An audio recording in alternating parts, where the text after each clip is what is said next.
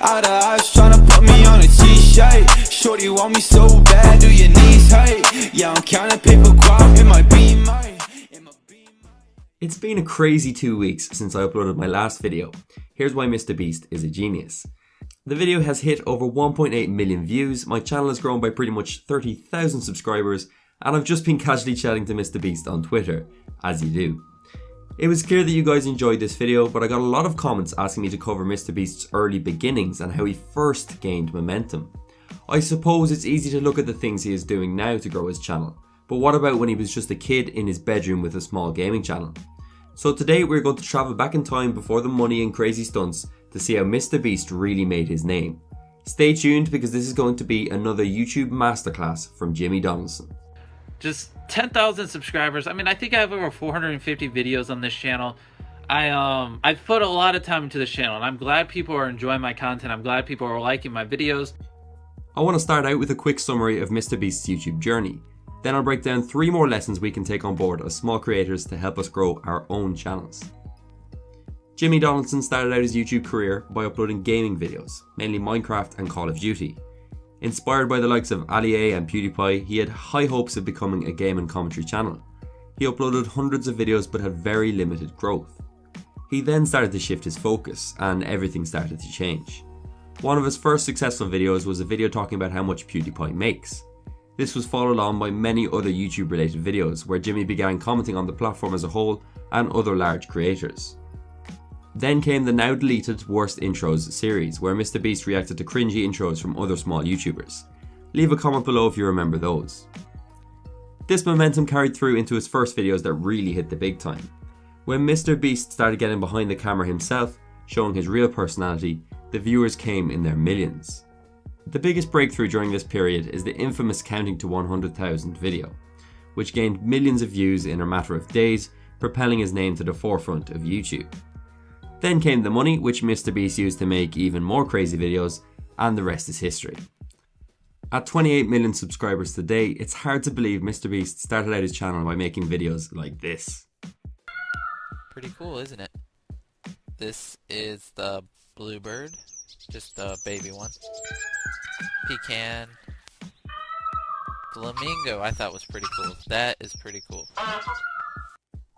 So what were the key things MrBeast did to blow up his channel when he had under 100,000 subscribers? What concepts are still relevant to small YouTubers today? The first thing MrBeast did that really sparked his growth on YouTube was he took the focus away from himself. Now this may seem counterintuitive, so let me explain. When Jimmy started on YouTube, he was just another upcoming gamer doing commentary videos. People don't care about the 1000th small YouTuber making Minecraft videos like everyone else. Think about it, if you see a Minecraft video in your feed from another YouTuber who you don't know yet, what is compelling you to click on it? It was when he first started making videos on trending topics and other large YouTubers that he really started to see his first traction. He realised that, to be quite honest, people didn't care about who he was back then. He had to talk about topics people did care about first. This is quite commonly called trend jacking within the YouTube community, where you make videos about a trending topic or something that is searched a lot, you piggyback on that subject and build an audience off the back of it. Now some people frown upon this and say you should only make content you want to make before anything else. And I think this should be always the end goal with YouTube. But in my opinion, it's kind of like saying a business should make products they want and not what the market wants. When starting on YouTube, it is so important to realise that people don't care about you when you're small. It's harsh but true. MrBeast realising this very early on helped his content reach new audiences, so when he did start making videos about himself and his personality, he had a viewer base already there. So I recommend seeing what's trending within your niche and seeing where you can add value and input. For example, if you're a small gaming YouTuber, uploading a video called "My New Record Kill in Fortnite" probably won't get much traction, considering hundreds of people will have made a video similar to this before and the focus on the video is on you as a gamer.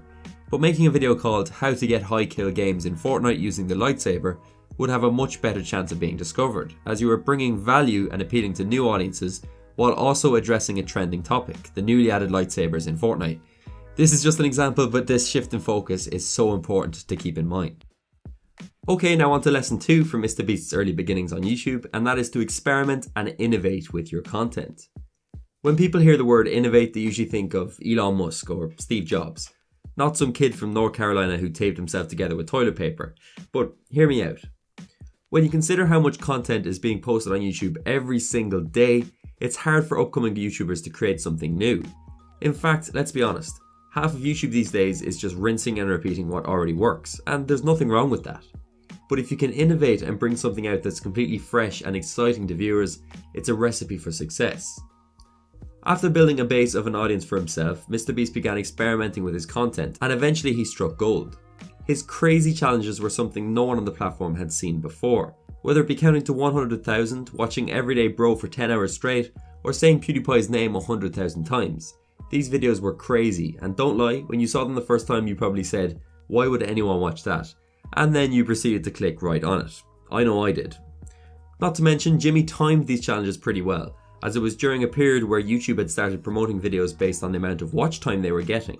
And what better way to get watch time up than to create a marathon stream?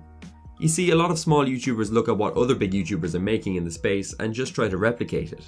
However, experimenting with new ideas and innovating is exactly what you need to strike gold. It's on a much smaller scale than MrBeast, but when I made my first YouTuber analysis video in 2017, there was nobody really doing anything like it. In fact, I spent 20 hours making my Peter McKinnon video and then considered not posting it at all as I didn't think it would do well. It then went on to hit over 300,000 views in its first few months on YouTube, which I know is still nothing compared to MrBeast, but for a channel that only had a few thousand subscribers at the time, I was pretty happy with that. MrBeast has never been afraid to experiment with his content. Sometimes it doesn't work, but you only need to get it right once to have a viral video on your hands. To stand out on YouTube, you sometimes need to go against the grain. I suppose the key takeaway here is to never be afraid to experiment with your content. I just want to take a moment to talk about the music in the background of this video. A lot of creators make the mistake of using copyrighted songs in their videos. I've been hurt by this before when I used songs that I thought weren't copyrighted until this came up on my screen. I was using free songs from YouTube, but I found it very hard to find what I wanted and was never really sure if they were copyright free. Then I found Epidemic Sound a few months ago. Epidemic Sound is a huge library of 100% copyright free songs that I use for my voiceover videos. It's literally like Spotify for YouTubers. You can browse through different genres and moods to find the perfect music for your videos. It's usually $15 per month, but you can try it out for free for 1 month using my link below. If you don't like it, you can just cancel it. Either way, it would really help out the channel and help me keep making content like this for you guys. Thank you for listening to that plug, and now back to the video. The last lesson from Jimmy's start on YouTube is a simple one. He started with what he had. Simple as that. So many upcoming creators put off making content for a variety of different reasons, myself included. But one of the main things I hear is I don't have this camera, I don't have these skills, this editing software, and so on and so on. I've definitely been guilty of this myself in the past. However, MrBeast is living proof that good things don't come to those who wait on YouTube, they come to those who start and persist. If you look at the content MrBeast started with and compare it to where he's at now, it's literally a world apart, and judging by his latest tweet, it's only going to get even better. The point is, he would have never got to the point he is now if he had waited around until he got a new camera or a better microphone. If you want to start a YouTube channel in 2020, just put out content. Yes, it might not be to the level you want at the start, but waiting around for the perfect moment when you have X, Y, or Z doesn't work. Listen to the man himself talk about his attitude towards the subject with Casey Neistat. And then I got an iPhone, which then, because I had a Windows phone, which only recorded like 480, I couldn't record with that. So once I got an iPhone, after years of like all this stuff, then I started recording myself and I moved a little bit away from gaming. And then I was able to buy a camera, but I got like 200,000 subscribers with like an iPhone 5, recording in 30 FPS, 720p. You hear that? And yeah, and that's why like I tell people all the time, start a channel, they're like, I can't afford it. And they have like literally like the new iPhone. And people used to always complain about the quality, and I was just like, okay, well, I can't do anything. I need my next paycheck to buy something. So that wraps up part 2 of the MrBeast analysis on my channel. As a quick recap, these are the 3 things I feel we can learn from Jimmy to help grow our own channels. Number 1, if your current content isn't working, try change the focus of the video and experiment with trend jacking.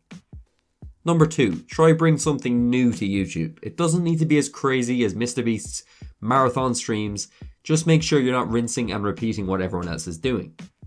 And number 3, start with what you have. If all you have is your mobile phone and an old laptop, start with that. There's no point waiting around when YouTube gets more competitive every year. I can't put into words how grateful I am for the support I got in the first MrBeast video. Thanks for all the comments and likes, it really means the world to me. It's funny, I set a like goal of 500 and right now the video is on about 140,000. I should probably start making bigger goals. So with that said, I'm going to set a like goal of 5,000 for this video. I don't want to get too carried away, but I'm sure we can hit that number. Thanks again for watching, and if you're looking for great music for your videos while simultaneously supporting my channel, check out the link to Epidemic Sound below. Thanks once again for watching, and as always, I'll see you at the top.